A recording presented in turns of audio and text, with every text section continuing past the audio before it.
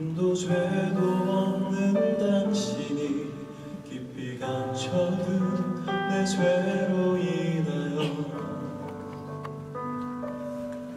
하나님의 어린 양 속죄의 제물 되어 저주받은 나무에 달리셨네.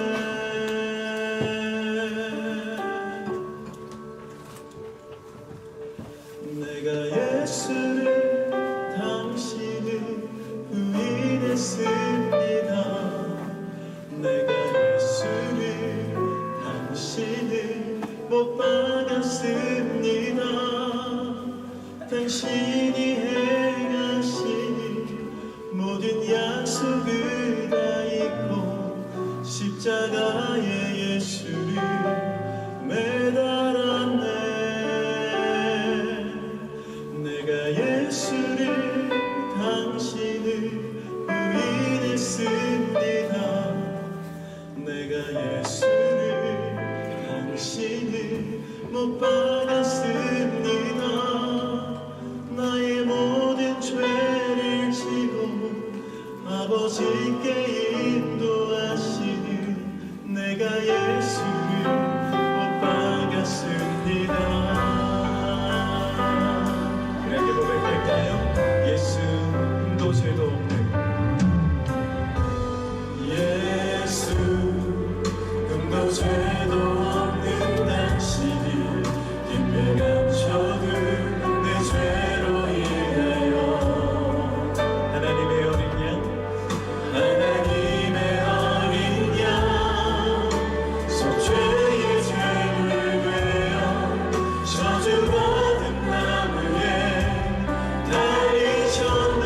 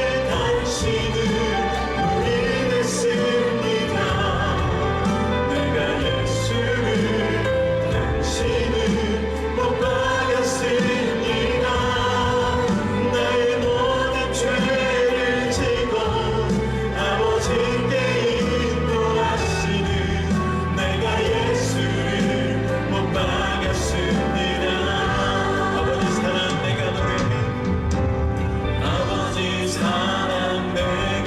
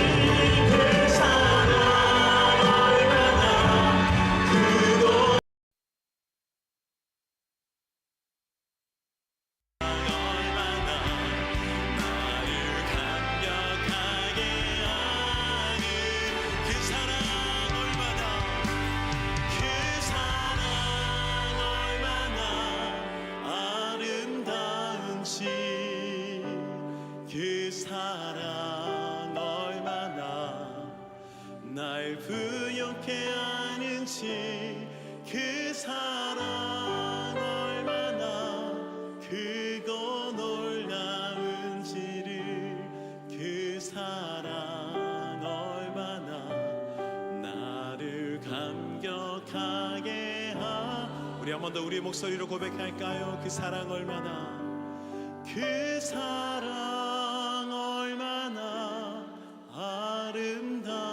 아름다운지 그 사랑 얼마나 날 부욕해 하는지 그 사랑 얼마나 크고 놀라운지를 그 사랑 얼마나 나를 감격하게 우리 한 번 더 주님의 그 크신 사랑을 찬양합시다.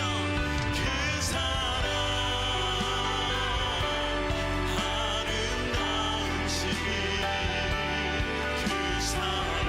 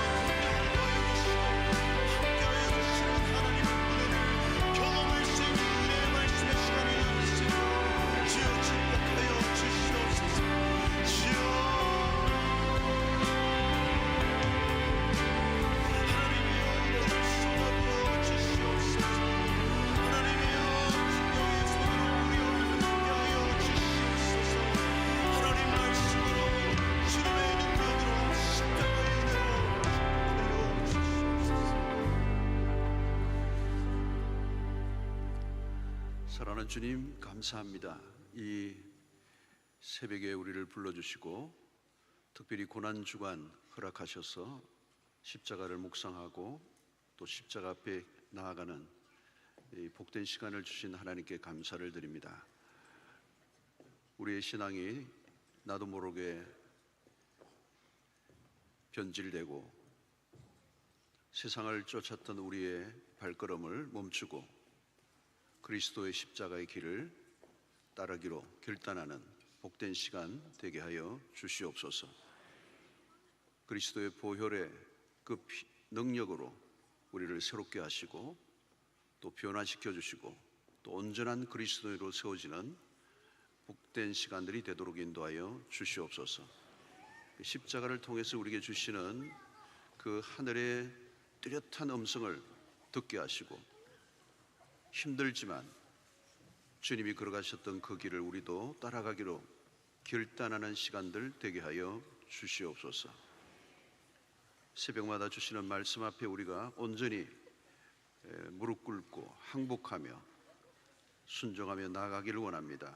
주님 우리에게 힘 주시고 주님의 길을 잘 따라가는 그리스도인들, 그리스도의 제자들이 될 수 있도록 인도하여 주시옵소서. 새 힘을 주시고 주의 능력으로 우리를 붙들어 주시옵소서. 그 세상 속에서 하나님의 백성으로 온전하게 빛과 소금의 역할을 감당하며 세상을 변화시키는 하나님의 사람들로 우리를 세워 주시옵소서. 오늘 우리의 모든 시간들 속에 주의 성령이 함께 하시고 큰 은혜를 주실 것을 믿사오며 또 이 새벽에 나온 우리 귀한 어린 생명들을 축복하여 주시옵소서. 예수님의 이름으로 기도하옵나이다. 아멘. 하나님 말씀을 제가 읽겠습니다. 마태복음 7장 13절부터 14절. 마태복음 7장 13절부터 14절 읽겠습니다. 좁은 문으로 들어가라. 멸망으로 인도하는 문은 크고 그 길이 넓어 그리로 들어가는 자가 많고 생명으로 인도하는 문은 좁고 길이 협착하여 찾는 자가 적음이라. 아멘.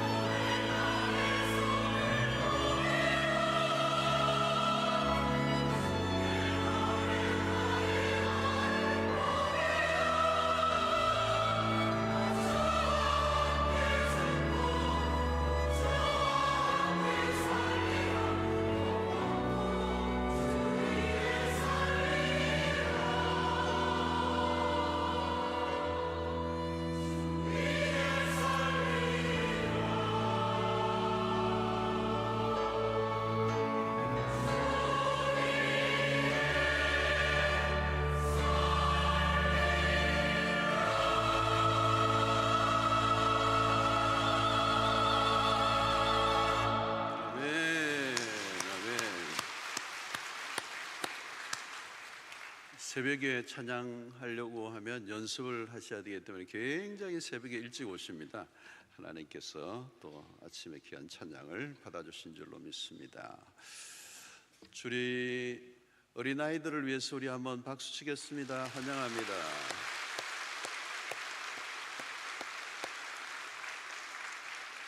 오늘은 보니까 남자 성도님들이 꽤 많네요. 이렇게 남자 성도님들이 많아 반가워요.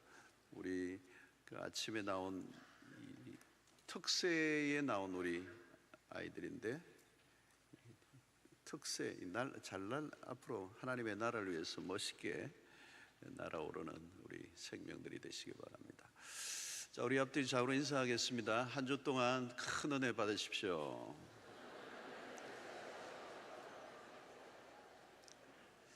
십자가 신앙으로 회복합시다.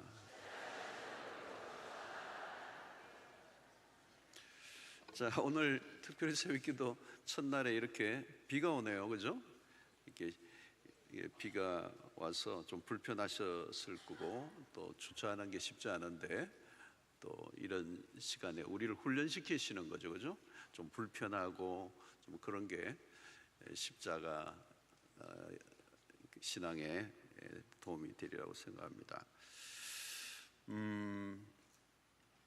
자, 고난 주간에 우리 이번 특세 주제가 십자가 예수 따라가는 길, 예수 따라가는 길이라는 주제를 잡았습니다.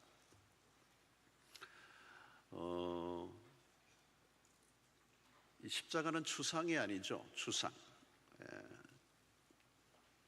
그리스도가 걸어가셨던 길을 우리가 따라가는 거기 때문에 그리스도가 가셨던 발자국을 우리가 보면 되는 거죠. 보고 따라가는 겁니다. 십자가가 어떤 추상적인 개념이라면 뭐 어떻게 해야 될지 모르는데 주님이 걸어가셨던 그 발자국이 선명하니까 이제 그 길로 따라가는 것입니다.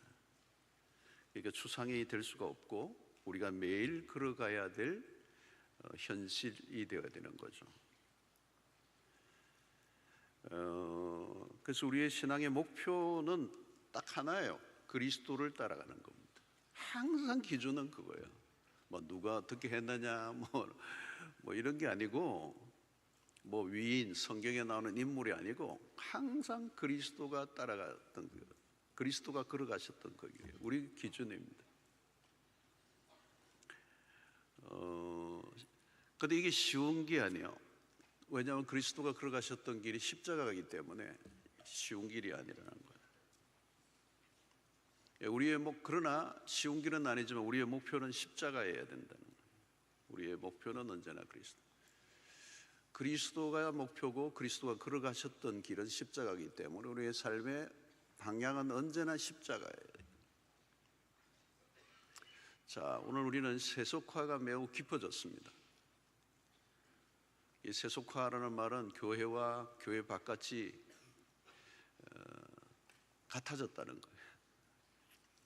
교회가 세상과 비슷해지고 또 우리도 세상에 가면 뭐 별로 다를 바 없는 이 세속화.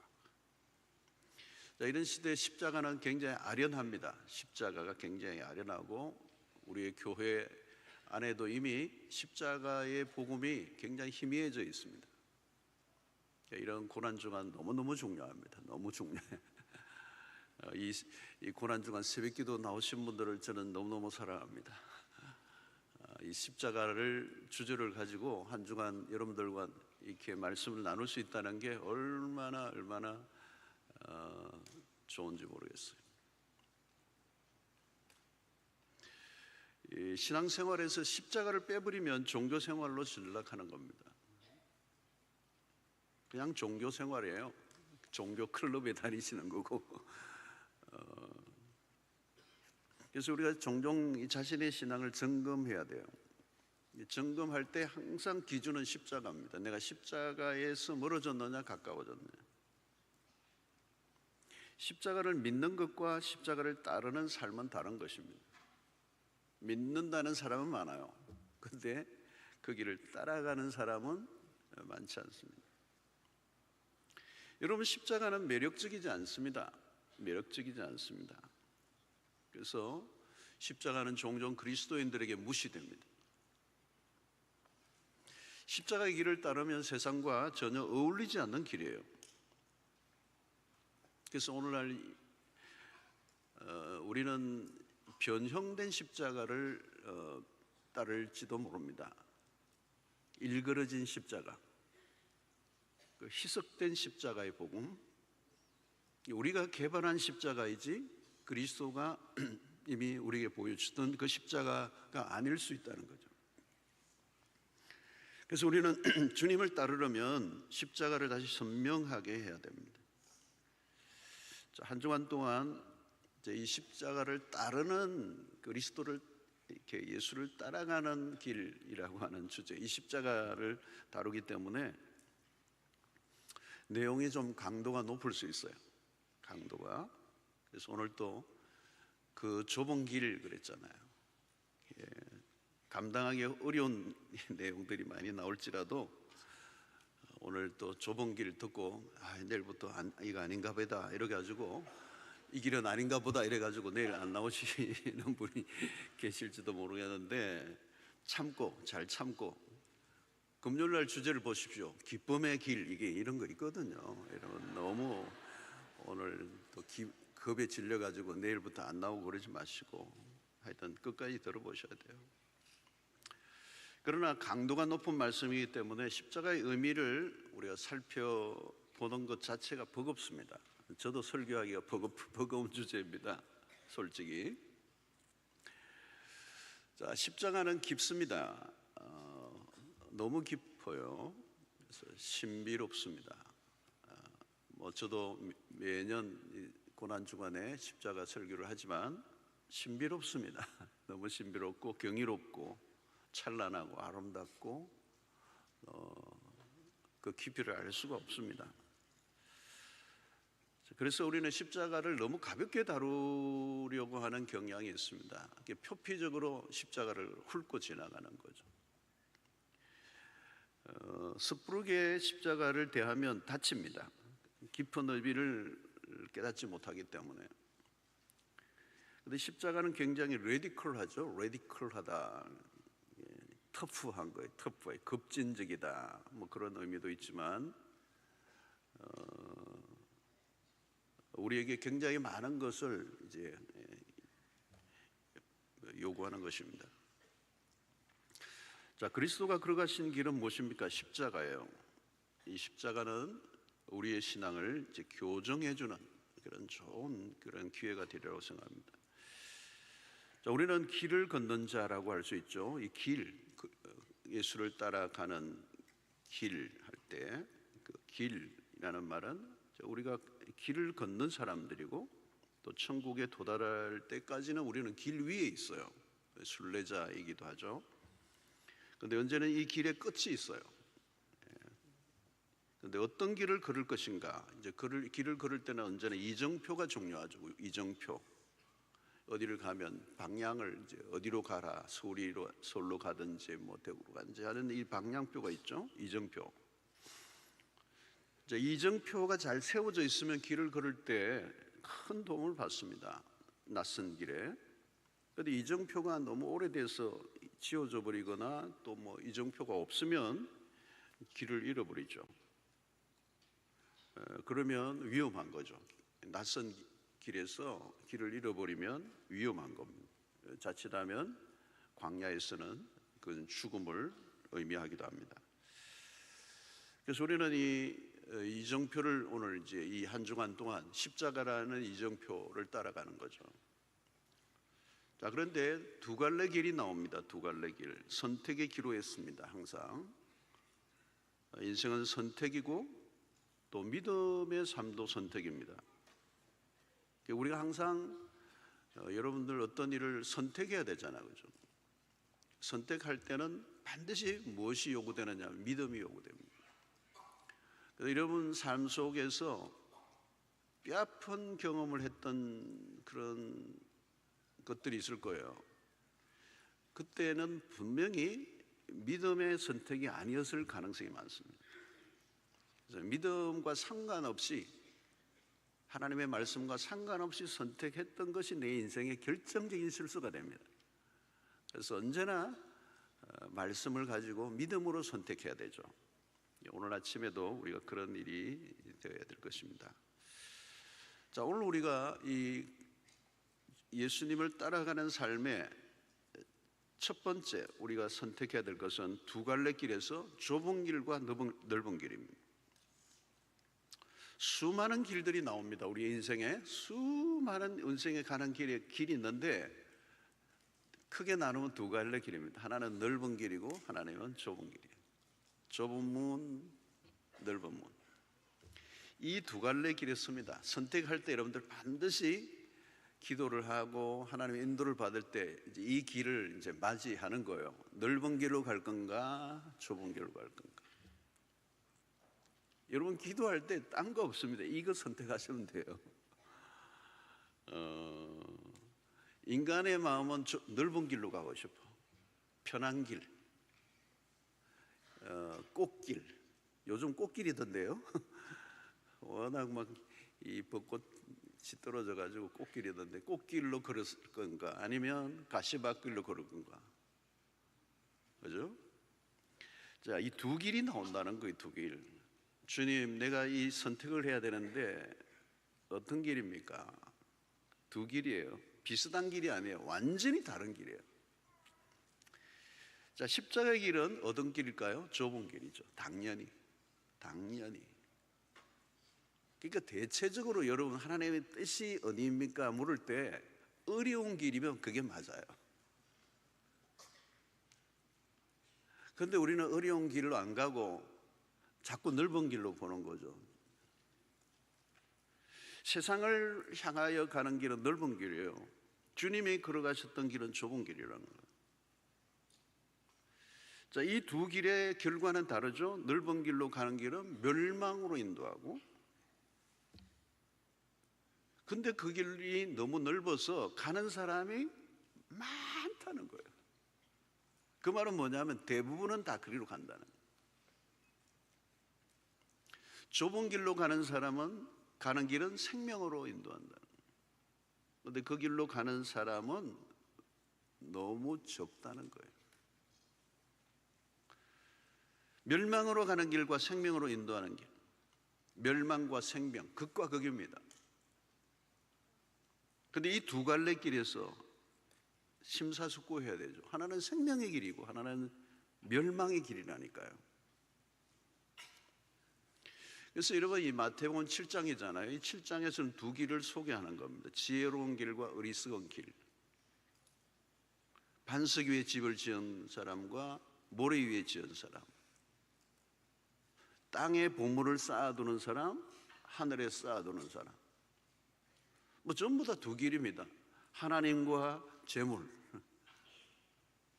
이게 좁은 길과 넓은 길 다 다른 겁니다. 완전히 다른 길이에요. 넓은 길은 어떤 것이죠?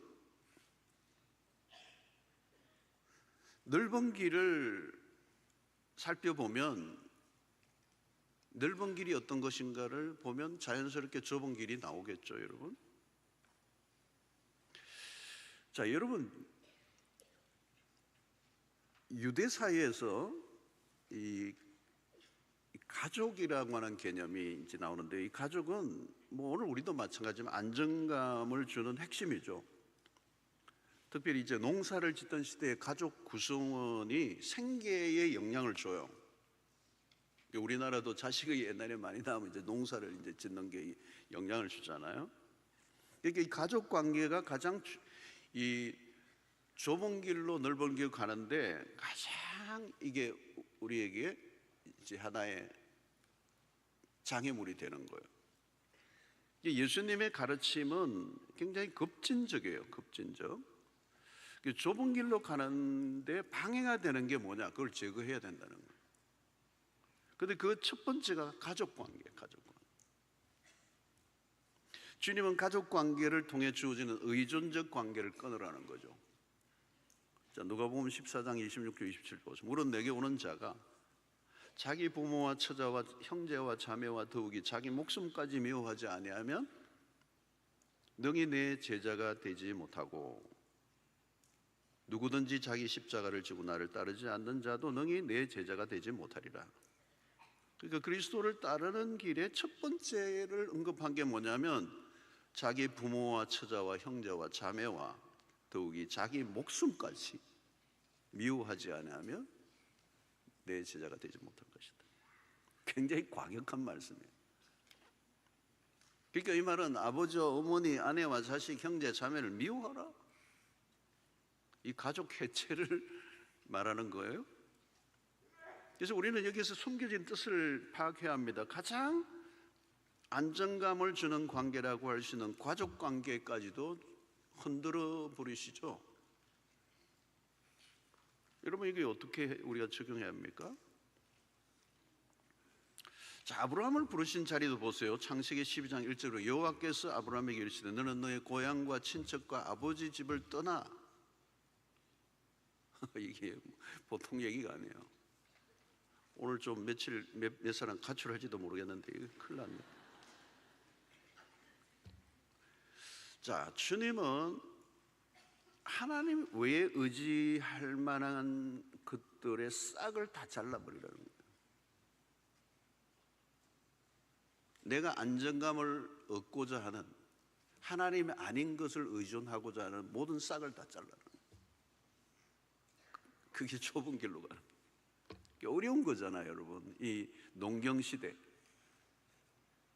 족장, 이 부족 시대에서 아브라함에게 너의 고향과 친척 아버지 집을 떠나라는 거예요. 잔인한 거죠. 여러분, 십자가의 길에 가족이 방해될 요소가 될 가능성이 높다는 거예요. 가족은 혈육이잖아요, 여러분. 근데 가장 기본적인 그 혈육의 관계까지도 경계하라는 거죠. 오해하지는 마십시오. 성경은 뭐 부모를 미워하라, 뭐 이렇게 배우자를 미워하라는 얘기가 아니에요. 성경은 보십시오. 에베소 6장에 부모를 공경하라, 부부가 사랑하라, 형제간에 화해하라, 뭐 이거 다 강조하잖아요. 그러니까 예수님은 가족 정도가 아니고 여기는 자기 자신조차 미워해야 된다. 그러니까 주님과의 관계를 방해하는 모든 관계, 주님보다 더 사랑하는 거 있다면 정리해라. 주님보다 더 의지하는 게 있으면 정리해라. 내 마음이 어디에 가 있느냐? 내 마음이 항상 어디에 가 있느냐는 거죠. 내 자녀 주님보다 주님보다 더 애착, 더 집착하고 추구하는 게 있다면 그건 좁은 길로 가는 게 아니에요. 넓은 길로 가고 있는. 그러니까 여러분, 좁은 길로 갈 때 가족도 이해하지 못할 수 있습니다. 충분히 못합니다. 근데 여러분, 아브라함이 고향과 친척과 아버지 집을 떠나 내게 지시할 그 땅으로 가라고 했는데 아브라함이 불순종한 게 하나 있어요. 조카 롯을 데리고 간 거예요. 서로가 이 나그네 길이 얼마나 의지가 됐겠어요. 예? 근데 목초지 문제가 생기죠. 그때 아브라함이 믿음의 선택을 합니다. 뒤늦게. 같이 갈 친구가 아니구나. 아니 뭐 친구가 떠났죠. 먼저 롯이 떠나보내는 겁니다. 너가 목초지를 선택해라. 그러니까 이제 혈육을 완전히 떠나보내는 거예요. 사랑하는 성도 여러분, 우리에게 좋은 것을 빼앗아가려고 하시는 하나님은 아니십니다. 여기에서 우리의 좁은 길의 의미는 그 가족조차도 너 자신도 미워하란 말은 우리가 주님을 따를 때 우리가 가지고 있는 모든 것을 포기해서라도 따를 만한 분이 예수 그리스도라는 거죠. 모든 대가를 지불하고 모든 걸 다 잃어버려도 우리가 포기하지 말아야 될 분, 우리가 따라가야 될 분은 예수 그리스도라는 거예요. 그분을 놓치면 안 된다는 거예요. 그런데 우리는 우리의 삶에 가장 안정감을 주는 가장 가까운 관계가 그리스도를 따라가는데 계속해서 장애물이 됩니다. 여러분, 이거 뭐 기독교의 많은 믿음의 사람들, 아름답게 살았던 사람들은 이걸 한번 통과해요. 여러분, 뭐 요즘은 좋지만 140여 년 전에 우리 한국에 왔던 아펜셀러와 언더우드 같은 사람도 마찬가지예요. 명문 출신들입니다. 대한민국은 칼이 없었어요. 그때는 아시아 하나도 없었고. 그러니까 다 자르고 온 거예요. 모든 것을 다. 너의 고향과 친척과 아버지 집을 떠나는 것. 짐 엘리엇 얘기도 마찬가지죠. 누가 그거를 이해할 수가 있겠어요, 그런 것을. 네. 그럼에도 불구하고 우리가 따를 만한 분이 바로 예수 그리스도이시기 때문에. 네. 그걸 한번 통과해 보신 분이 계십니까, 여기? 내가 의지하고자 하는 모든 싹을 다 잘라버리는 거예요. 나와 세상과의 관계, 주님밖에 없는, 주님만 보이는 그 선택. 어려운 거죠. 아무나 이렇게 할 수 있는 게 아닙니다. 그리스도를 발견한 사람, 특별히 십자가의 예수를 만난 사람만이 가능한 거죠. 왜냐하면 하나님이 아들을 세상에 보내실 때 그러셨으니까. 그 독생자를 십자가에 매달아 죽게 하신 분이 하나님이시니까 다 끊으신 거잖아요, 그렇죠? 자, 두 번째 우리에게 안정감을 주는 것들이 좁은 길로 가는데 방해되는 게 뭐냐? 물질이에요. 물질. 늘 이게 이제 문제입니다. 물질입니다. 물질이 우리의 발목을 잡습니다.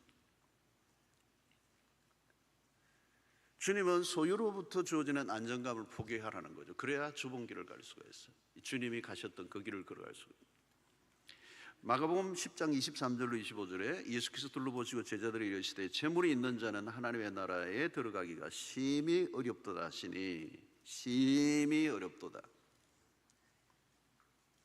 제자들이 그 말씀에 놀라는지라 예수께서 다시 대답하여 이르시되 얘들아, 하나님의 나라에 들어가기가 얼마나 어려운지 낙타가 바늘기로 나가는 것이 부자가 하나님의 나라에 들어가는 것보다 쉬우니라 하시니. 무슨 얘기예요? 부자는 하나님의 나라에 들어갈 수 없다, 이게요.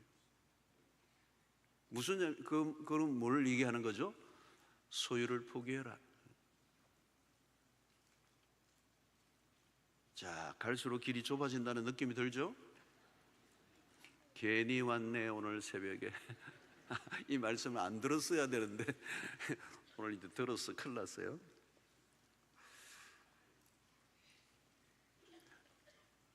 소유를 부정하신 게 아닙니다. 소유를 부정하신 게 아니에요.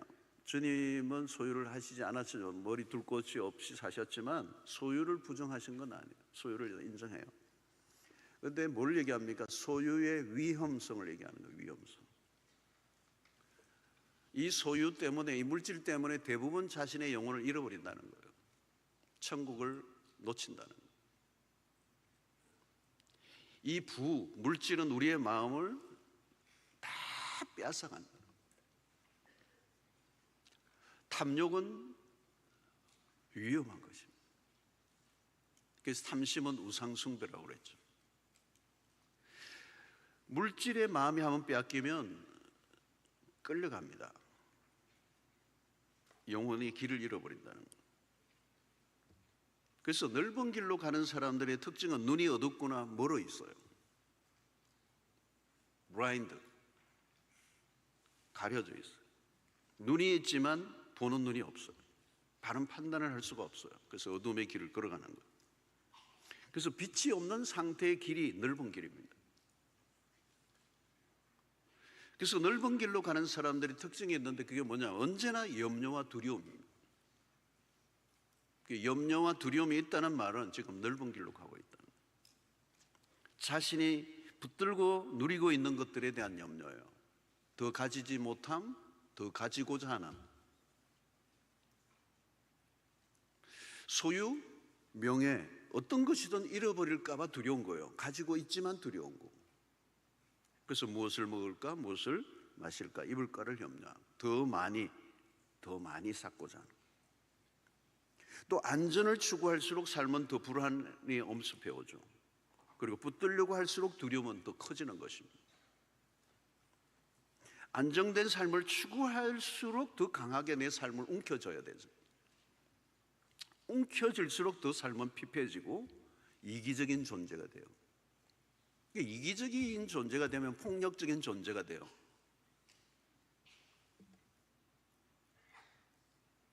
갈수록 사람들에 대한 무관심, 특별히 사람들과의 관계에 어려움이 반드시 생기게 돼 있습니다. 자, 오늘날 여러분 보십시오. 행복을 추구하지만 행복을 추구할수록 행복은 멀어지게 돼 있습니다. 자신을 위해서 열심히 살아갈수록 멀리 보지 못합니다. 그러니까 하나님의 비전 이런 건 뭐 말도 안 되는 거고, 하나님께 집중할 수가 없어요. 그러면 계속 세상의 염려는 늘어나게 돼요. 여러분, 불안의 해독제는 하나님에게만 집중할 때 해결이 되는 거예요. 부와 명예와 같은 것에 고개를 돌리면 불안과 염려와 두려움이 밀려오게 돼요. 믿음의 길을 걸어갈 수가 없고 당연히 넓은 길을 갈 수밖에 없습니다. 자, 오늘 보십시오. 어느 시대보다 자신의 행복을 위해 모든 걸 쏟아붓는 세상이죠. 근데 어느 시대보다 불행하게 살아가는 사람들이 많아져 가고 있다는 거, 아이러니잖아요. 어느 시대보다 풍요로운데 어느 시대보다 결핍 정세를 느끼는 시대. 자기 자신에게 관심을 쏟아붓는데 자아는 갈수록 더 축소되고 소진되는 시대. 왜 그렇습니까? 물질에 관심을 쏟아부을수록 영혼의 세계에 대한 관심은 줄어들게 되어 있습니다. 그래서 여러분, 돈과 영성은 깊이 연결되어 있어요. 깊이. 여러분, 돈으로는 안 되는 게 있습니다. 돈이면 다 되는 줄 착각하게 만들죠. 그죠? 세상은. 이 돈이 신인 거예요. 근데 신은 신인데 가짜 신이죠. 비극은 어디에서 시작되는 겁니까? 돈으로 살 수 없는 것을 돈으로 살 수 있다는 믿음을 가지는 순간.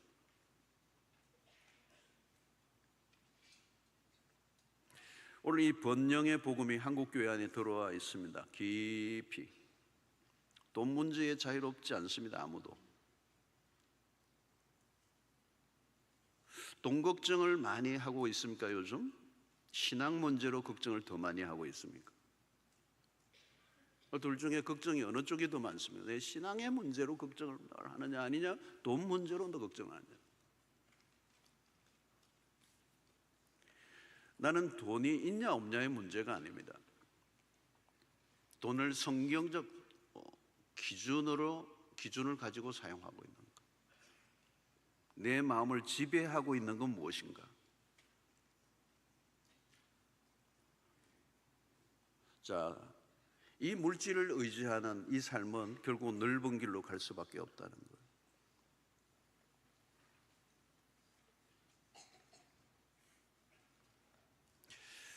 자, 여러분, 주님이 인정하시는 길은 좁은 길입니다. 이 좁은 길은 예수께서 가셨던 그 십자가의 길.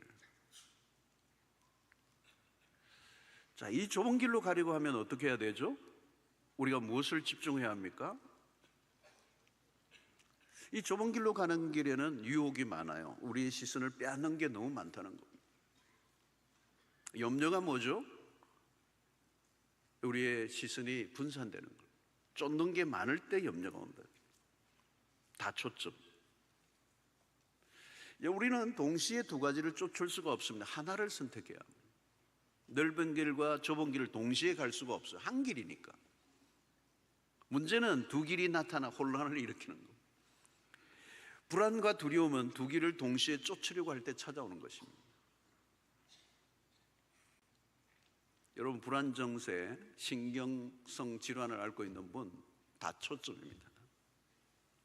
그 염려라는 게 마음이 분산이 돼 있어. 천갈래 만갈래로 나누어져. 집중하는 게 너무 많아. 근데 집중은 한 곳에만 해야 되는 거예요. 그 오늘날의 영적 집중력이 현저히 떨어졌죠. 그 영적인 집중력을 잃어버리니까 오만 가지 세상의 것들이 나를 끌어당기는 거예요. 그러니까 그냥 주저앉아 버리는 거예요. 무슨 재주로 그 정신이 온전해질 수가 있겠습니까? 그러니까 주님은 하나를 선택하라는, 하나를, 그죠? 마태복음 6장 24절도 유명하잖아요. 한 사람이 두 주인을 섬기지 못한다는 거예요. 한 분만 섬기라는 거예요. 한 분만.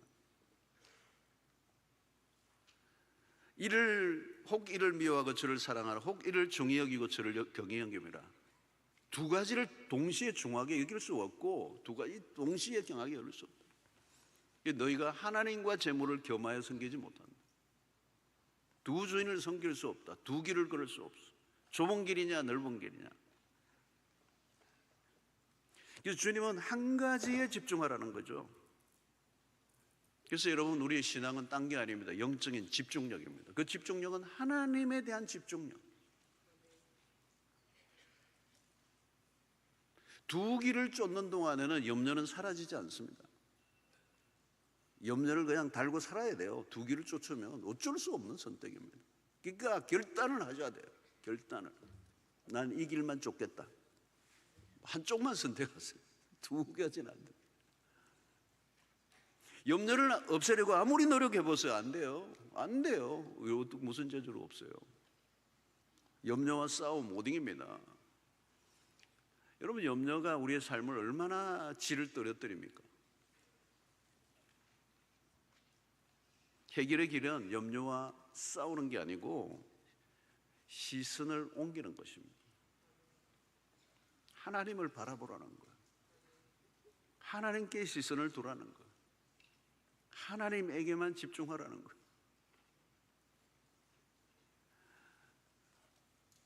아멘. 여기에서 결정이 나는 거예요, 여러분. 자, 하나님을 바라본다는 걸 뭘 의미하는 겁니까? 하나님을 신뢰하는 거예요. 신뢰를 신뢰하는 거예요. 내 대상을, 그분이 돈이 아니고, 가족이 아니고, 이 세상의 권력이 아니고, 내 삶을 맡길 수 있는 곳은 하나님밖에 없기 때문에. 하나님을 쫓는 삶을 사는 게 염려로부터의 자유력이래요. 네, 뭐 염려하지 않게 주시옵소서, 주시옵소서. 뭐 아무리 주시옵소서 해봐야 응답 안 돼요.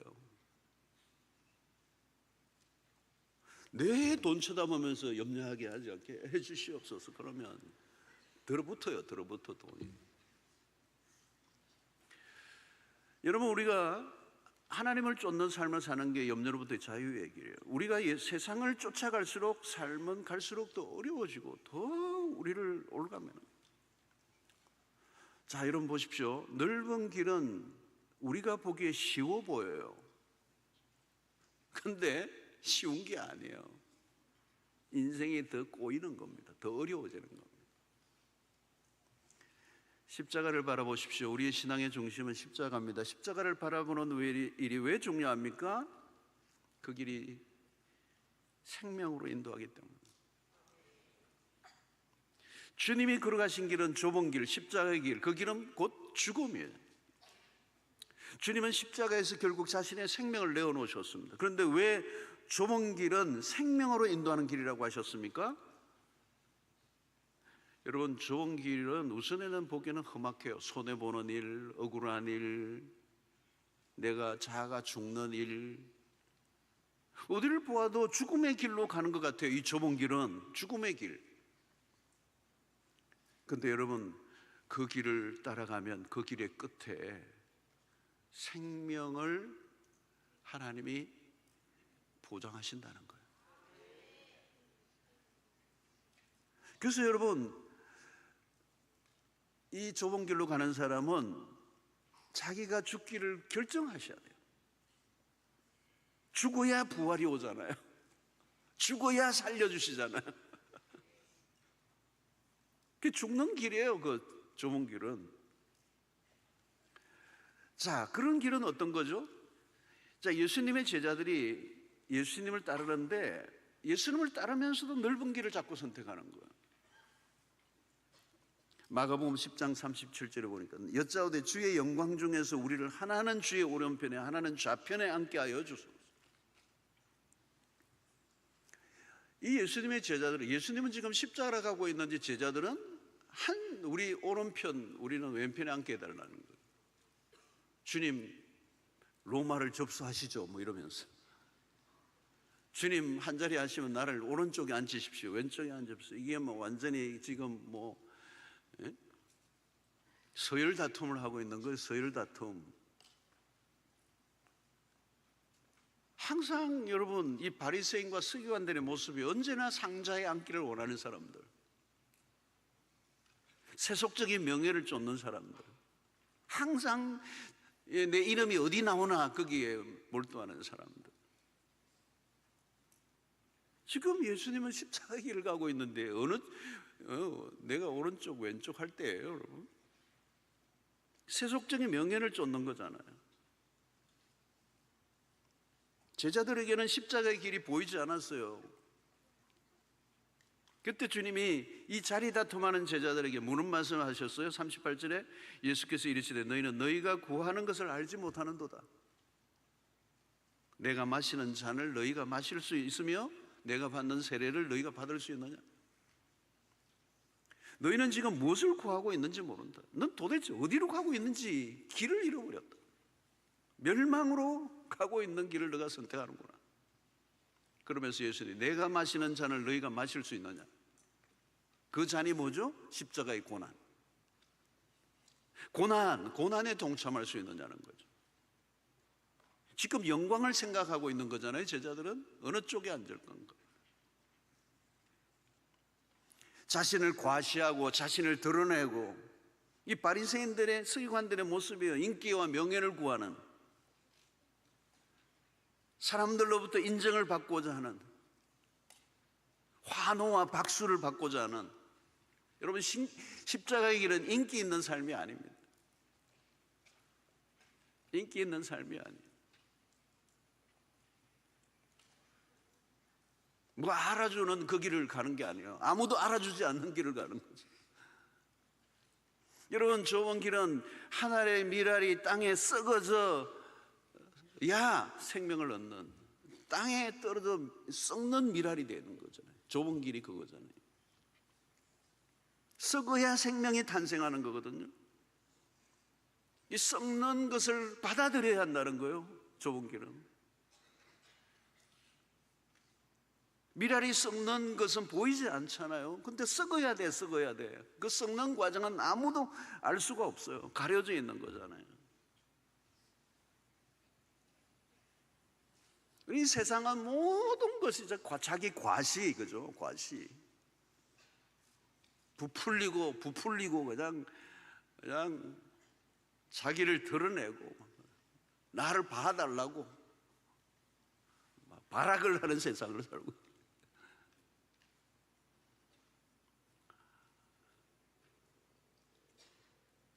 여러분 인간의 탐욕이 무서운 거예요. 여러분 뭐 나라를 위해서 뭐 대단한 일을 하고 있다고 막 하는데 그 인간의 내면에는 탐욕으로 가득 차 있어요. 아세요? 그거 모르죠. 뭐 어떻게 알 길이 있어요. 겉은 멋있잖아요. 나라를 위해서. 근데 대중 앞에 환호를 받는 그의 내면은 부글부글거리는 탐욕이란 말이에요. 그래서 역사 속에서 언제나 그게 드러난 거예요. 인간의 탐욕으로 무너지는 거예요. 자기 숭배, 자기 우상화. 여러분 사람들에게 불가피하게 내가 드러났을 때라도 조심해야 되는 거예요. 그래서 여러분 누가는 자기 십자가를 지라는 말씀 앞에 한 단어가 딱 붙어 있어요. 날마다 그래요. 날마다 자기 십자가를 지고 날마다 죽으라는 거예요. 자아가. 여러분, 우리의 자아가 얼마나 매일 풀풀 살아나는지 몰라요. 안 죽어요. 그러니까 좁은 길을 가기 힘든 거죠. 좀 억울한 일을 당하면 견디지를 못해. 누구 알아주지 않으면 막 불안해가지고 야단이야. 자아가 막 소리를 지르는 거예요. 나 여기 있어. 내가 얼마나 충성했는데. 뭘 얼마나 했길래.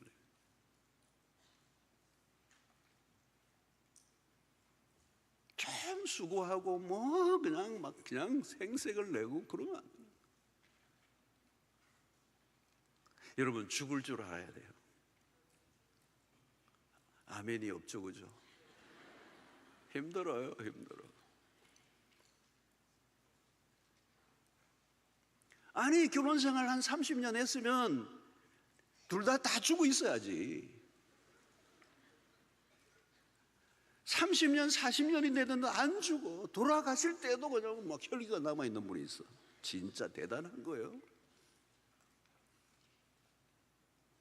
갈라디아서 2장 20절을 늘 암송하세요. 어제 들었으니까 안 잊으셨겠죠?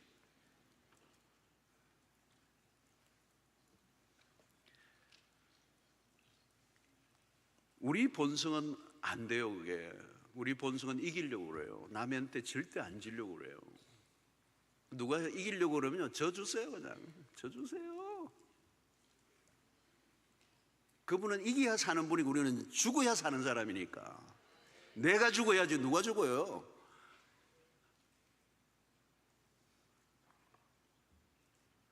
이 자아가 죽으라고 그러면 진짜 힘들어하는 분들이 많아요. 안 그래도 나 죽이려고 그러는데 내가 더 죽어야 됩니까? 더 죽어야지. 덜 죽어서 그 소리를 하는 거예요. 여러분, 봉사 열심히 하는 게 중요하지 않아요? 여러분, 봉사 열심히 다 해요. 봉사하고 난 다음에 죽어야지. 목사님도 한평생 헌신하고 죽으면 돼요. 안 죽으려고 하니까 목사님들이 은퇴할 때 막 시끌벅적하고.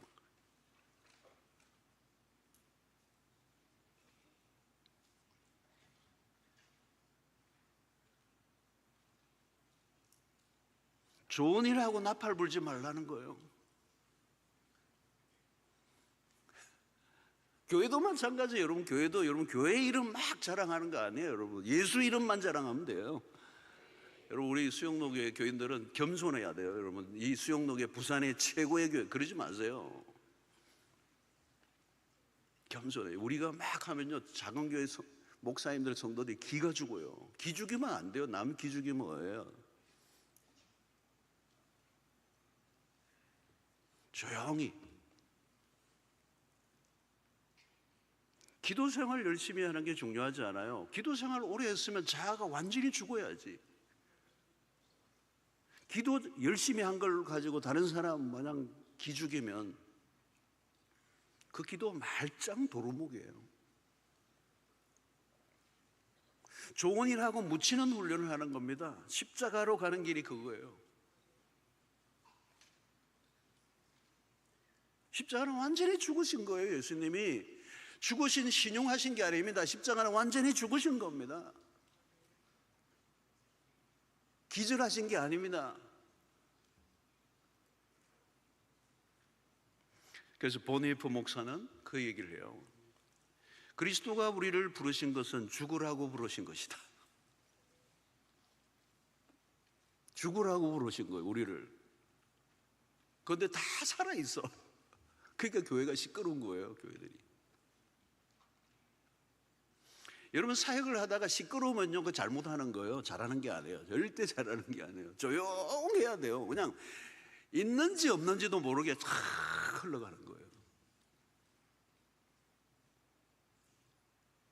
자꾸 소리를 내는 거죠. 자기 소리, 자기를 드러내려고 하는, 과시하려고 하는 거예요.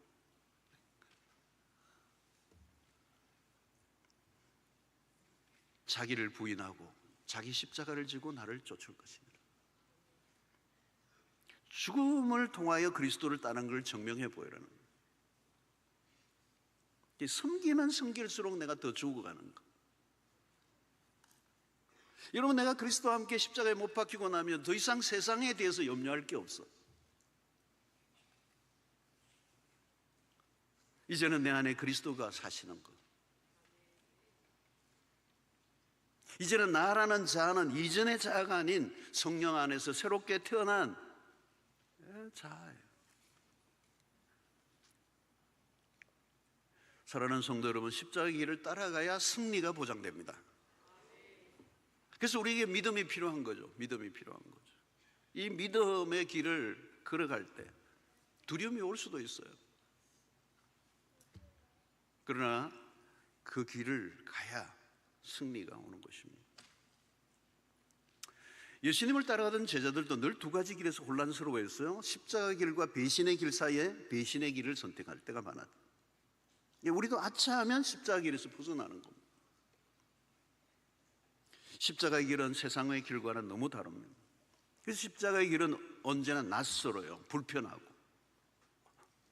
너무도 좁은 길이지만 우리 홀로 가게 하시지 않습니다. 이미 주님이 그 길을 걸으셨고 우리를 도우시는 분이시죠. 바울은 그 십자가의 길을 따라갔고 그리스도가 받은 고통에 기꺼이 동참을 했습니다. 사랑하는 성도 여러분, 십자가 없는 승리는 없습니다. 그래서 우리는 십자가를 거쳐야 돼요. 근데 그 길이 좁은 길이에요. 우리는 길을 잃고 방황할 때 이 십자가를 바라보고 우리의 이정표가 되어야 합니다. 나도 모르게 점점 좁은 길보다 넓은 길로 가고 있지는 않는지, 이런 고난 중간에 우리 자신을 한번 점검해 보아야 돼요. 신앙생활을 하는 가운데 이전보다 더 어렵고 억울하고 손해보고 외롭고 잘 가고 있는 거예요. 왜 신앙생활을 하면 할수록 힘들지? 그게 제대로 가는 거예요. 편해진다? 잘못 가고 있는 겁니다. 고난을 어색하게 받아들이지 마십시오. 신앙생활은 어려운 겁니다. 누가 쉽다고 얘기했습니까?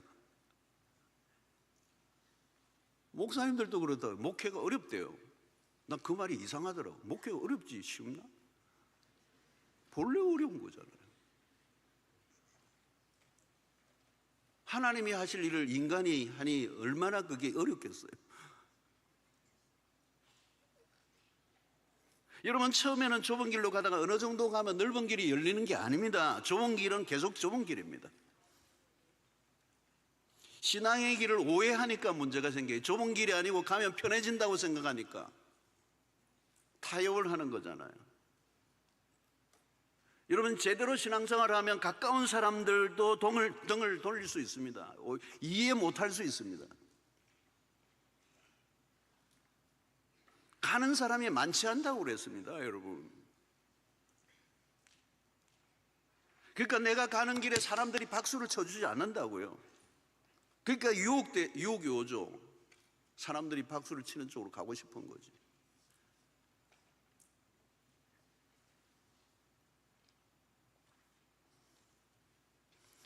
그러나 여러분, 좁은 길은 육신적으로는 힘들 수 있어요. 그러나 영혼은 갈수록 자유로워집니다. 이게 비밀입니다. 쓸데없는 일로 염려하고 근심하지 않습니다. 심플합니다. 무엇보다 하나님의 동행을 경험할 수 있습니다. 하나님에게만 집중한 삶을 살 때 하나님이 주시는 복이 있습니다. 세상에 대해서 죽은 자로 살면 세상의 일들로 시달리지 않아도 됩니다. 왜 세상의 문제가 얽혀 있습니까? 세상의 일에 빠져 있으니까. 천상의 삶을 살아야 됩니다. 좁은 길, 아무도 가지 않는 일. 그러나 여러분, 그런 길을 걸어갈 때 힘들고 어렵지만 주님이 도우신다는 사실. 마태복음 11장 28절 30절에 수고하고 무거운 짐진 자들아 다 내게로 오라. 내가 너희를 쉬게 하리라. 나는 마음이 온유하고 겸손하니 나의 멍에를 메고 내게 배우라. 그리하면 너희 마음이 쉼을 얻으리니. 너희 마음이 쉼을 얻으리니. 이런 내 멍에는 쉽고 내 짐은 가벼움이다. 여러분 홀로 간다고 생각하지 마세요. 주님이 함께하고 계세요. 십자가의 길을 가면 주님이 함께 갔습니다. 반드시 십자가의 길을 나 홀로 가게 내버려 두지 않습니다. 고난의 길, 주님을 위하여 고난의 길을 가는데 주님이 내버려 두십니까? 아닙니다. 함께 하십니다. 그래서 내게 오라는 거예요. 내가 너희를 쉬게 하리라. 여러분, 주님의 말씀에 순종하기 벅찰 때가 있습니다. 벅차죠. 이걸 내가 어떻게 감당해? 여러분, 그때는 내가 하려고 하는 거 하면 실패합니다. 주님에게 도움을 요청하셔야 됩니다. 주님에게 은혜를 구하면 감당할 힘도 주실 줄로 믿습니다. 주님이 우리의 손을 잡아주시고요, 때로는 등을 밀어주시기도 하고. 힘들고 어렵지만 그 길에만 생명이 있고 영광이 있습니다. 주님을 따라갈 때 풍성한 삶이 기다리고 있습니다. 요한복음 10장 10절, 내가 온 것은 양으로 생명을 얻게 하고 더 풍성히 얻게 하려는 것이라. 생명으로 인도하는 문, 그 십자가의 길, 그 주님이 남기신 우리에게 보여주셨던 그 뚜렷한 그 발자국을 따라 걸어가심으로 생명을 얻는 은혜가 있게 되기를 주의 이름으로 축원합니다. 자, 말씀을 생각하며 함께 기도하며 나아가도록 하겠습니다. 여러분, 말씀을 붙잡고 기도하며 오늘 또 하루 승리하시기를 바랍니다. 자, 기도하며 나아가겠습니다. 주여